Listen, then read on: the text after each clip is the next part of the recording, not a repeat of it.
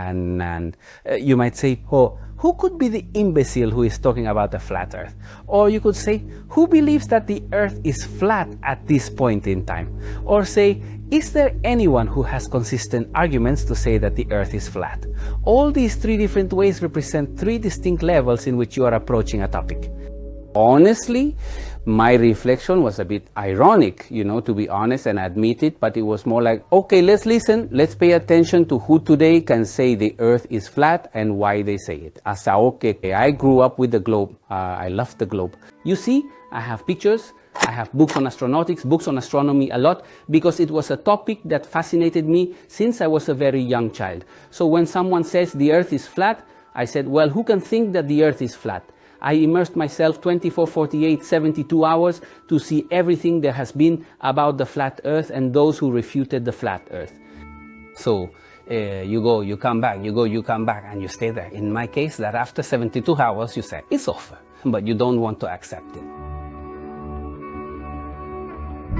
So you go back and forth, you watch videos of those who refute the flat earth and say, no, it has to be spherical, but I said it yes, but then you go back and say, right, but this argument, how do you destroy it? So there are several things that become interesting. First, the legitimate right to doubt. Can anyone question that we don't have the right to doubt? That the word of science is sacrosanct? That the debate is closed? We have nothing to talk about. I don't think so. It's just as legitimate to say, well, let's analyze it. You can't start by saying, this is not possible.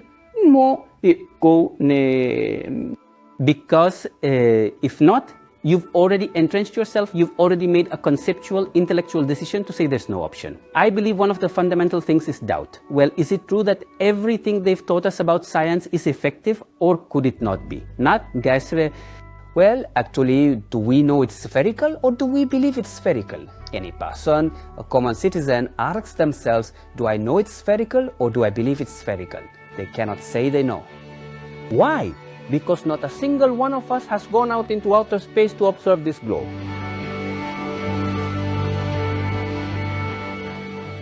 What we've seen are the images from movies, from television, from books, and what they taught us in school. Therefore, it's an act of faith and belief. It's a belief in what we were taught and what we have seen. We flat earthers, we are not believers in a flat earth. We think it's flat. It's an act of reflection. If we consider our world a sphere with a curve, that curve indicates objects should disappear as they move away in a calculated relationship. There are tables from Unclear, from other mathematicians, or you can derive it geometrically. This therefore indicates that the city of Chicago cannot be seen from St. Joseph on the other side of Lake Michigan. The Sears Tower is 527 meters tall. And it's completely visible. The island of Kauai, also known as Kauai, from the island of Oahu, it's also visible. It shouldn't be visible at all, yet it's completely seen. Mount Canigou from Marseille, Corsica from the other side of the Italian coast. Buenos Aires shouldn't be visible from the city of Colonia in Uruguay. Buenos Aires shouldn't be seen. And there's the complete profile, the skyline with the silhouette of all the buildings. That's geometry again, because it shouldn't be visible, yet it is.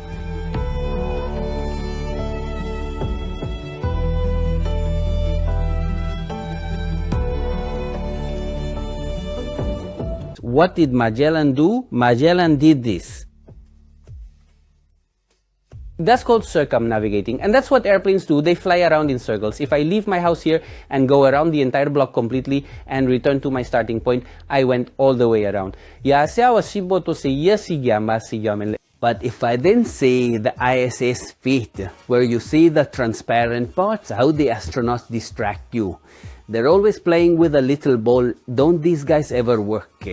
Look at say under the images from inside the ISS, and my son's bedroom is 15 years tidier. It's a tangle of cables. If a micrometeorite hits or any accident happens, you wouldn't know what to plug in or unplug, where to enter, where to exit, everything full of nets, things stuck to the walls. It's a joke. You look at it today and say, how could we be such idiots?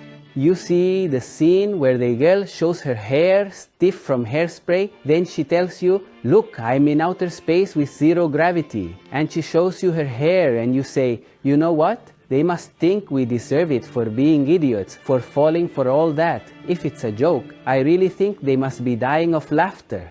Yesi, yasi necesita inoseta. What do you think of NASA's photos that show the Earth is round? Please, see the official blue marble photos from 2002, 2007, 2012. The American continent has absolutely different proportions, and we never noticed that. Why? Because we are naive and gullible. I mean, if your teacher told you, did you ever doubt it? Gonpato. If your grandpa told you, showed you this globe and said, you live here, and you were 5 or 6 years old, you'd say, Grandpa, are you lying to me? Is Tina world flat? Well, that's the part that makes one feel a little sad, because the flat earther's journey is a tough one. And on top of that, if you're just trying to question, to analyze, to reevaluate, you're reviled, you're blasphemed. Some people have insulted me, and I've told them, let's have a coffee and talk about it. You think that we are on the thing, Kiri. There are on opposing sides here, I'd say. You are a seeker of the truth, and I am too. We flat earthers, in fact, have always maintained we don't own the truth. We are simply questioning the current model. And we don't have to convince anyone. It's a personal decision and a journey. I have my opinion, and you have every legitimate right to have yours. If they prove to us that it's spherical, what will we say? That we were mistaken. That's the problem. There was no right to even raise doubts. I'm not trying to come off like one of those crazy conspiracy theorists, but if the North Pole looks like this, what were our ancestors on? Like, how did they... Like, over and over again. This wasn't just one. Like, they kept drawing these 4 continents with 4 rivers. Like, maybe something to think about. Ladies and gentlemen, welcome to part 1 of a 1,000-part series about how we know Jaron Campanella was never really a flat earther. Welcome to part 1, folks. Let's get right into it. Today I was watching a TikTok live with Jaron Campanella in it, and he mentioned flat earthers don't understand that you're not going to notice the motion of Earth spinning at 1,000 miles an hour at the equator because we're just too small and Earth is just too big. Brother, did you barely come across this information recently because you claimed you were a flat earther for 15, 20 years or whatever, right? My first time digging into flat earth, I heard that excuse all the time. Every globe person would say it. They would all preach it back. You just don't understand how small you are.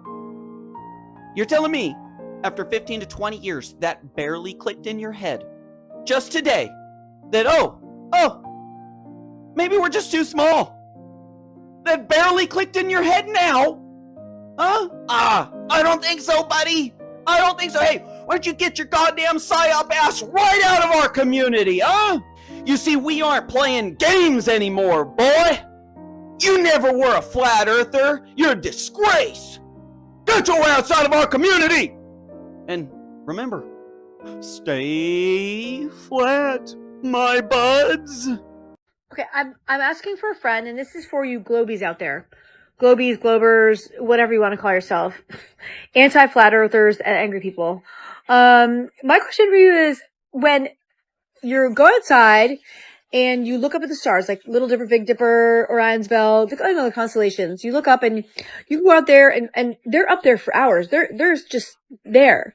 Like they're in the same spot. I mean, maybe they'll move a little bit, but if the Earth is spinning on its axis and is rotating around the Earth at however many miles an hour that they say,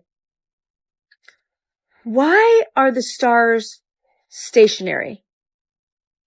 They don't move at all. No matter where I've been, like in the world, like maybe they're slightly shifted, but they're just always in the same spot. Please answer. Little lamb, do you see what I see? Point of advice: if you're going to make fun of flat earthers, make sure you're using the right map. Welcome to the real map of the world and reality. Hawaii, and there's Japan. Do you see what I see? I am going to show you how to realize that we are being deceived. Ask yourself this next important question. Why do they have to follow this specific route on the flight from Sydney to Johannesburg if the Earth were truly round? This is the flight path that planes follow when traveling from Sydney to Johannesburg, and they are required to make a stop in Dubai. Now, for the actual route from Sydney to Johannesburg, it's assumed that on a spherical Earth, they should follow this particular path. From here, Sydney in a straight line all the way to Johannesburg. But mysteriously, they don't follow that trajectory. Instead, they make an additional stop and first travel from here to Dubai, and from Dubai, they then go towards Johannesburg. But it just doesn't make any sense. O does it truly make any sense for you to spend thousands of additional dollars on fuel for your airline? But if we take a closer look, the route from Sydney, passing through Dubai, and then arriving in Johannesburg makes a great deal of sense. Simply draw a straight line on the map of the flat Earth. Oh, wow! The air routes prove that the Earth is flat. Via investigating, we can come to know the truth that they are hiding from us. So, one of the pieces of evidence that the Earth is flat is the very same airplane routes, because if we trace their routes on a map of a supposedly spherical Earth, some of these routes simply don't make any sense. But if we trace them out on the map of the flat Earth, it makes a great deal of sense. As you can clearly see for yourself, you have been consistently deceived, as I will keep uploading more content about the truth that they are hiding from us. I have to ask y'all, so my family was having a heated discussion last night about if the world is flat or not. I need to get y'all's take on it. What do y'all think? Because the one thing that really convinces me is the flight patterns or flight routes and everything on a flat Earth versus a globe. So let me know what y'all think. You want to know why the Earth is flat? Here's how I know. Have you literally ever looked outside the window of a plane? Literally, it's that simple. 96. It's a big boy. So I got two big guests. Big names, big bodies. Huge. Yeah, I don't even know if I introduce you to. You got Rampage the Legend Jackson here. You got Bradley. Meet me at 260. Martin. How much you weigh right now? Why people care if people believe in the Earth the way the Bible describes it? Why do people get so mad about that? Does the Bible describe it as flat? Yeah. It does? With the dome, the firmament, and everything. Oh, that's news to me. That's new. You never read the Bible? No. That's the problem. That is a problem. That's why I go to hell. So why do people get mad at people if they just describe the Earth the way the oldest history book describes it? Yeah. So does this mean you think it's flat? Yep. You do? Yeah, I do. But what were you gonna say about? This is what changed me when I looked into emergency landings. Something simple as that. That's what changed me to go more to like, oh yeah. Then I went to the Bible and started reading with the Bible. I used to be a Christian, so I was like, oh, I've read this stuff before, but we think of it different. I went there. Now I look at the Old Testament like a history book, and so I went and read it and like a history book. I was like, oh, okay, it broke everything down for me. But if you look into whenever you have time, just look into emergency landings. What do you mean by emergency landing? Like when say somebody's flying from Asia coming to LA, yeah, and like if it's an emergency or something, and then see like the way they land, and then you think like, wow, that's not an emergency land. They went all the way out the way, and then you got to break down why did they do that? Why they go all the way out the way, and they say it's an emergency landing. That's what changed my mind. Why would they go all the way? Exactly. That's the point. Exactly. But why would that prove that the Earth is flat if you go out of the way? Because if it was an emergency, a real emergency, wouldn't you go somewhere closer? You go somewhere closer? And not somewhere out of the way? When we see the emergency landing on the globe, it don't make sense. Oh, because it's like this. Yeah, so it's farther away. Yeah. So common sense would tell me that we're being lied to about the geography of our things. Why lie to us about the Earth being round, though? That's the big question. Nixon called the moon on a landline. He called them up and they answered straight away. They didn't have mobile phones back then, and they had to make notes with paper and a pen. But the landline worked and there wasn't a delay.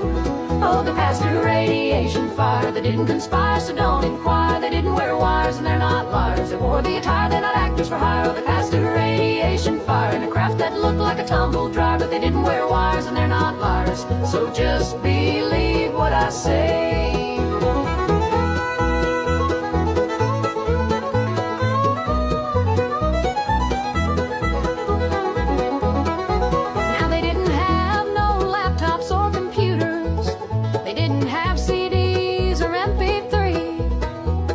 Television was black and white, but they managed to get to the moon just right.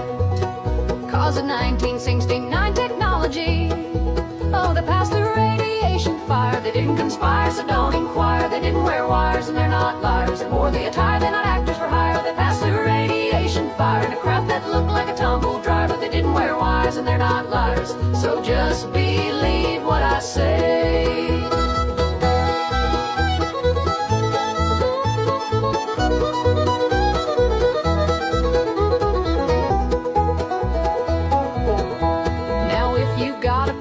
With all that, then you probably think the earth is flat.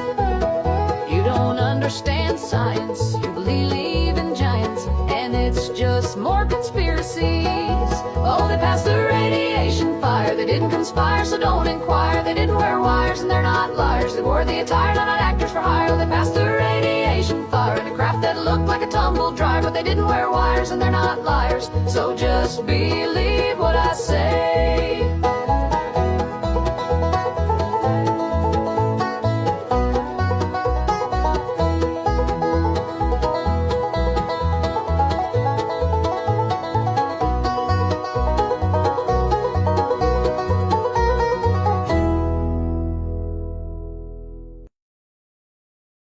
The Flat Earth map dates back over 1,000 years. This map is credited to being created by a Persian astronomer. His name was Al-Biruni and he lived between 973 AD to 1048 AD. It's the official map of the United Nations and also the United States Geological Survey. It used to be present in many places before the creation of NASA and the Antarctic Treaty in 1959. Here you see it with Admiral Byrd.